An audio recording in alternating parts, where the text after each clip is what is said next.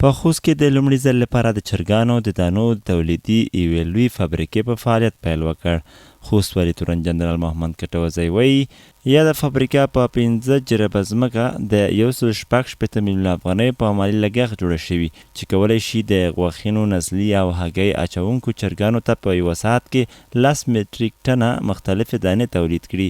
والي همدارنګه وویل چې په دغه فابریکه کې ټول 300 کسانو ته د کار زمینه برابره شوي چې تر ډیره به په خوست کې د بیکارۍ کچه راټیټه کړي. دا د خوست افتخار دی چې بیا موږ فابریکه افتتاح کوو، غټه فابریکه افتتاح کوو. نو دا فابریکه چې جوړ شوې دی 1.6 میلیون ډالر پې مصرف کړي، افغاني پې مصرف کړي دي او 15 جیبه ساحه لري، 1.5 کارګر مستقیم او 200 کارګر غیر مستقیم دي نه ګټه اخلي. دا به انشاءالله په راتلونکي وخت کې نور هم په مخ ولاړ شي، لکه رئیس صاحب وویل دا به نور هم په مخ باندې ولاړه شي. نو خوشبختي دلته چې موږ باید خوست آباد کړو. د فابریکې د مسؤلینو په خبره چې مایل بهار دانې فابریکه د چرګانو د خوراکي توکو 50 کیلویي بورۍ د وارداتي هغو په نسبت په ټیټه بیه پر فارم لرونکو پلوري. دوی وایي چې که صنعتي پارک فعال او دوی ته ځمکه په واک کې ورکړل شي، په نږدې راتلونکي کې به په دې برخه کې نورې فابریکې هم فعالې کړي. که تاسو صنعتي پارک کې متمن ذکر وکولی شئ همدغه شانته یا هیچري یا د پیډ میل زه بله قوت لرم چې هغه رقم یې جوړ کړم. خو دغه دو چې مو دپاره اوس پر مې ځکه نه درکړلی شوي قوت مې 2-3 پوره توضیح کړل. که مې ذکر وکړئ انشاءالله الرحمن مو سره اوسه شو زه عملي ډایرکټ اقدام وکړم. بلخوا تجاران او د چرګانو کاروباریان خوښ دي چې په کور دننه د چرګانو دانه ترلاسه کوي.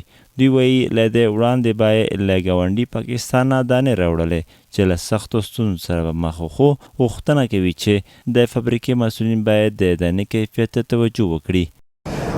خو دا فابریکه چې جوړه شوه د فابریکې ته موږ ډېر خوشحال یو، ډېر تلیواله یو چې دا فابریکه جوړه شوه او دې سره به ډېره اسانتیا وشي. مولینه به دغه کیمه دونه چې دوده به ډېره تازه وي، انشاءالله ښه به وي پاکستان دنیا نه. خو خدای دا وکړي چې دی په ښه لیول وچلېږي. اکثره کیمې فابریکې چې دلته جوړې شي نو دی بیا ګټه انتهایي زیوته کړي. موږ دی نه غوښتنه دا ده چې دی د زیوته ګټه نه کړي. او د دې کارخانې خوبي نه تنها د خوست دپاره مفیده ده بلکې د افغانستان ټولو ولایاتو ته.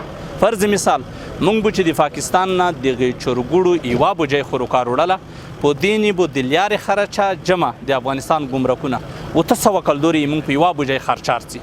نو لله الحمد دا مونږ امید لرو چې مونږ به انشاءالله ورحمانه دا خوراکه تقریبا د پاکستان خوراکې نه 300 400 200 دا به انشاءالله ټوټه تمومیږي.